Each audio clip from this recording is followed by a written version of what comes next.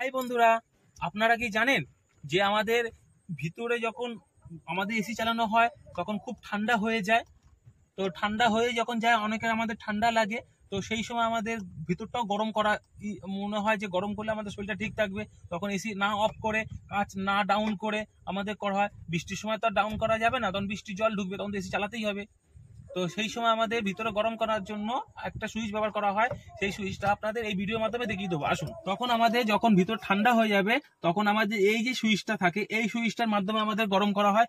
এই যে লাল যে জিনিসটা আছে এইটার মাধ্যমে আমাদের ভিতরটা ঠান্ডা থাকবে।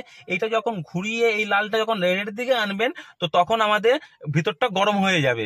আমারটা ঘুরিয়ে দেখাতে পাচ্ছি না আপনাদের, কারণ হচ্ছে কি আমার ব্যবহৃত হয় না জিনিসটা, এই কারণে আমার এটা ঘুরছে না। এটা জোরে করলে যত সম্ভব হতে পারে, আমারটা ব্যবহার হচ্ছে না, কিন্তু আপনারা ট্রাই করে দেখবেন। তো আপনাদের গাড়িতে হবে জিনিসটা রেডের দিকে আনলে, লাল জিনিসটা দাগে আনলে তখন গরম হবে ভিতরটা, আর নীলে থাকলে এটা নর্মাল ঠান্ডাই থাকবে। তো এটা কোনো অসুবিধা নেই, এটা খুব সাধারণ জিনিস। আপনারা একবার চেষ্টা করবেন, পেরে যাবেন, কোনো অসুবিধা না। এরকম টিপস অ্যান্ড ট্রিক্স জানার জন্য আমার চ্যানেলটা like, share, comment and subscribe করতে ভুলবেন না।